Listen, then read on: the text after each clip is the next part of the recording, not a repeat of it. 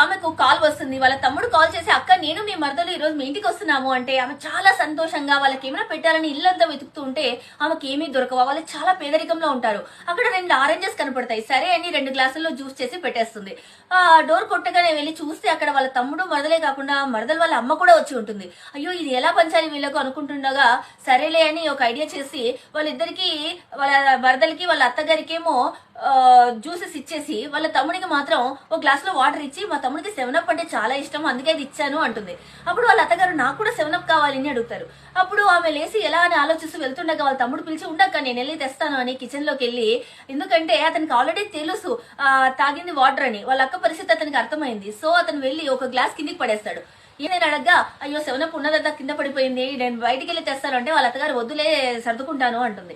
సరే అని అలా వాళ్ళు వెళ్ళిపోతుండగా వాళ్ళ తమ్ముడు వచ్చి, అక్క కిచెన్ అంతా క్లీన్ చేయి లేకపోతే చీమలు పడతాయని నవ్వుతూ ఆమె చేతిలో కొంచెం డబ్బు పెడతాడు.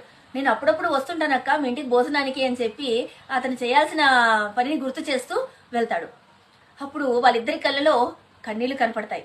చూసారా, ఇలాంటి బంధాలు ఈ కాలంలో చాలా కనుమరుగైపోతున్నాయి. తోబుట్టువులు ఇలా ఉంటే, ఆ వాళ్ళ బంధం ఇలా ఉంటే ఎంత హ్యాపీగా ఉంటారు. ఆప్యాయత పంచేవాళ్ళు అందరూ దొరకరు. తోబుట్టువులు మన వాళ్ళు రక్త సంబంధికులు అవుతేనే ఇలా ఆప్యాయతను పంచగలరు. ఎంతమంది